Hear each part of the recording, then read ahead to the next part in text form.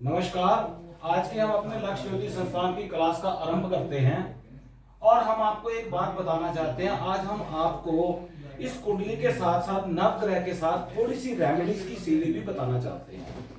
अक्सर क्या होता है कि एक तो रेमेडीज होती है कि कुछ ज्योतिष के पास जाके जब आप अपनी कुंडली को पूरा अच्छी तरह से उसका विश्लेषण करवाते हो और उसके बाद फिर आप उपाय लेते हो उस ज्योतिष के और फिर आपको लाभ होता है। लेकिन कई बार क्या होता है कि आप अपने जीवन के अंदर कई समस्याओं से ग्रस्त हो, आपके पास रोग है, ऋण है, कर्जा है, झगड़ा है, कलेश है, ऐसी छोटी छोटी भौतिकवाद के जो कष्ट है वो बहुत होते हैं। लेकिन अब ज्योतिष के पास जाने का समय भी उपलब्ध नहीं है। वैसे बहुत अच्छी बात है, आधुनिक युग है, आजकल ऐप बहुत हैं और ऐप के माध्यम से भी आप जो है वहां पे डेट ऑफ बर्थ वगैरह डाल के आप लाभ ले सकते हो। लेकिन मैं आपको कुछ बातें बताना चाहता हूं कि मान लो जैसे शनि की 7.5 है, अक्षर लगी होती है, शनि की 2.5 है, अक्षर लगी होती है, 6, 8, 12 का प्लैनेट है, अक्षर कहीं ना कहीं होता है गोचर के अंदर। कुंडली का लगन कोई भी होता है, उसके जो मारक प्लैनेट है अक्सर कहीं ना कहीं वो गोचर कर ही रहे होते हैं, ऐसी तो बात है ही नहीं है। और दूसरी बात इसके अंदर ये आती है कि जो प्लैनेट है वो प्लैनेट कौन से नक्षत्र के अंदर मूव कर रहा है, कौन से नक्षत्र में जा रहा है, इसकी भी जानकारी हर व्यक्ति के पास नहीं होती।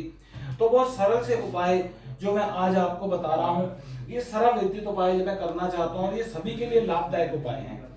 सबसे पहली बात तो है सूर्य को जल देना।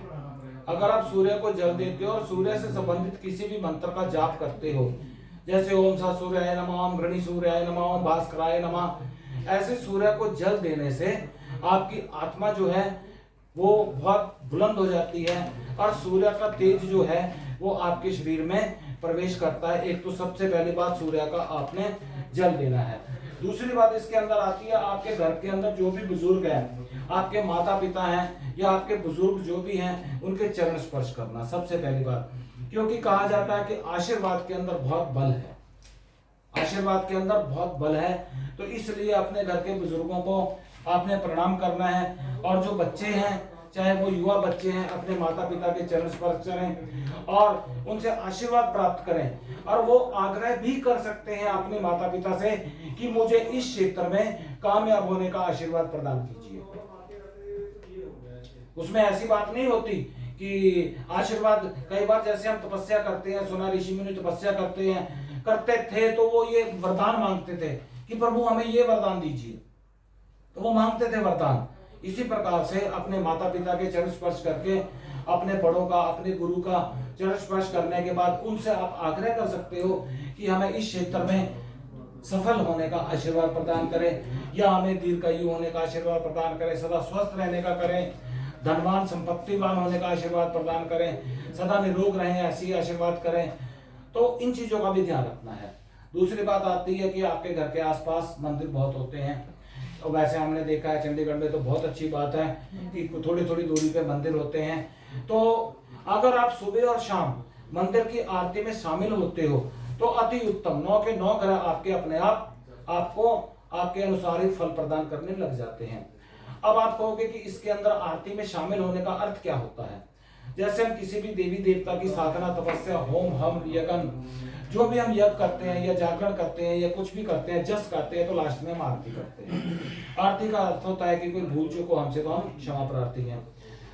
तो आप अपने जीवन में ज्ञात अज्ञात जो भी आपसे पाप कर्म होते हैं तो उनकी क्षमा याचना के लिए आप लोगों को मंदिर में जरूर शामिल होना चाहिए।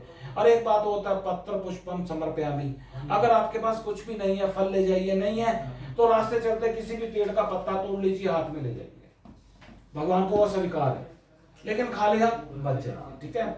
अगर आपकी समर्थ है तो आप 5% कुछ भी ले जा सकते हो, लेकिन आपने आरती जो है उसमें अवश्य शामिल होना है। और मैं एक आप लोगों से एक वादा भी करता हूं, अगर आप 90 दिन तक लगातार सुबह शाम किसी भी मंदिर में, आसपास जो भी मंदिर है उसके अंदर आरती में शामिल होते हो, आपके जीवन के अंदर खुशियां दस्तक देना आरंभ कर देंगी। ये भी आप नोट कीजिए। दूसरी बात, इसमें एक और उपाय आता है जो सरल विदित उपाय है। आजकल गर्मियों का इस समय चल रहा है, पक्षियों के लिए जल की व्यवस्था करनी, उनके लिए पानी की व्यवस्था करनी सबसे बड़ा पुण्य का काम है, सबसे बड़ा पुण्य का काम है। इसमें एक बात और आती है जिसको हम कहते हैं चीटी नगर की सेवा। तो चीटी नगर के अंदर आपने आटा, शक्कर और काले तिल मिला के सुबह सैर करने जाइए, या जब आप मंदिर आरती के लिए जाते हो रास्ते में जहाँ पे भी वहां पे आपको चीटी नगर दिखाई देता है तो थोड़ा थोड़ा वहां पे डालते रहिए। उसको डालने से क्या होता है कि जब आप उनके भोजन का व्यवस्था जब उनके घर के पास ही कर देते हो तो प्रभु भी आपके भोजन की व्यवस्था आपके करीब ही कर देते हैं। आगे बात समझ में कि नहीं? तो इन चीजों का आपने अवश्य ध्यान रखना है। उसके बाद बात आती है आजकल जैसे गर्मियों का समय चल रहा है इस समय, और जल की व्यवस्था जो है वो बहुत अच्छी होनी चाहिए। आप अपने घर के बाहर 2 बड़े बड़े मटके घड़े जो हैं आप उनको लगा सकते हो और व्यवस्थित रूप से उसके अंदर जल भर सकते हो।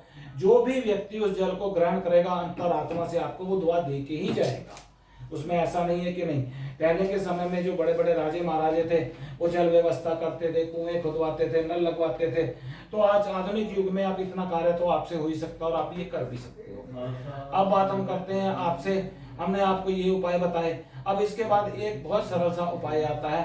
आप अपने जीवन के अंदर एक सिद्धांत बनाइए। वो सिद्धांत ये है कि जैसे कि वृद्ध आश्रम होते हैं और जैसे कि अनाथ आश्रम होते हैं, आप 1 साल के अंदर मात्र 1 बार, मैं ये नहीं कहूंगा कि आप साल में 10 बार, आप सिर्फ 1 बार आप वृद्धाश्रम जाइए। वहां पर जाके आप जो बुजुर्ग महिलाएं हैं उनसे पूछिए, चाहे एक वृद्ध महिला है चाहे 2 है, आप उनको औषधि दीजिए, आप उनको वस्त्र दीजिए, आप उनको फल दीजिए, अपने जन्मदिन के दिन दीजिए और उन माता जी से आग्रह कीजिए, उन बुजुर्गों से आग्रह कीजिए कि माता जी आज मेरा जन्मदिन है और ये भेंट स्वीकार कीजिए और मुझे आशीष प्रदान कीजिए।